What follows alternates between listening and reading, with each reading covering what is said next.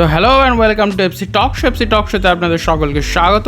তো আজ ইস্ট বেঙ্গলের ছোট্ট একটা আপডেট দেওয়ার আছে। ছোট আপডেট নয়, এটা একটা বড় আপডেটই, কারণ প্লেয়ারটা এমনই, তার আপডেট যে কোনো রকম আপডেটই বড় হয়ে যায়। তো সেই আপডেটই দেব। তো যারা চ্যানেলে নতুন, চ্যানেলটিকে সাবস্ক্রাইব করে রাখবেন, এবং যারা সাবস্ক্রাইবার তাদেরকে অসংখ্য ধন্যবাদ। ভিডিওটা ভালো লাগলে একটা করে লাইক করবেন।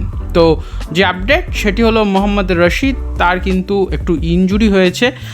প্র্যাকটিস চলাকালীন তার একটি ইনজুরি হয়, কিছুদিন সময় লাগবে, সপ্তাহখানেক সময় লাগবে, যেটা শোনা যাচ্ছে তার ইনজুরি ফুললি রিকভার হতে। এবং ইস্ট বেঙ্গলের কিন্তু পরের ম্যাচ 11 তারিখ, আজ 5 তারিখ, সুতরাং এক সপ্তাহ যদি ধরা হয় তার রিকভারি টাইম, তাহলে আমরা এটা এক্সপেক্ট করতে পারি যে পরের ম্যাচ ইস্ট বেঙ্গলের, যেটা চেন্নাই এফসির বিরুদ্ধে আছে চেন্নাইয়ের মাটিতে, সেটা কিন্তু মোহাম্মদ রশিদ তিনি মিস করতে চলেছেন।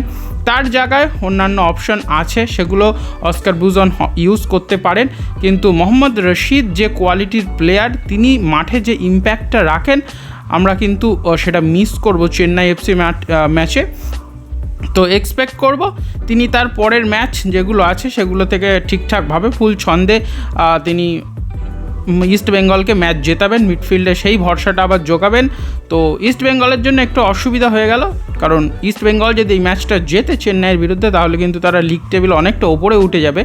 তো অস্কার ব্রুজন রিস্ক নেবেন না, এবং রিকভার হতেও সময় লাগবে, সুতরাং বলা যেতেই পারে চেন্নাই এফসি ম্যাচে ইস্ট বেঙ্গল কিন্তু তাদের মাঝ মাঠের ভরসা মোহাম্মদ রশিদকে মিস করতে চলেছে। তো এই আপডেটটি দেওয়ার ছিল আজকের এই ভিডিওতে।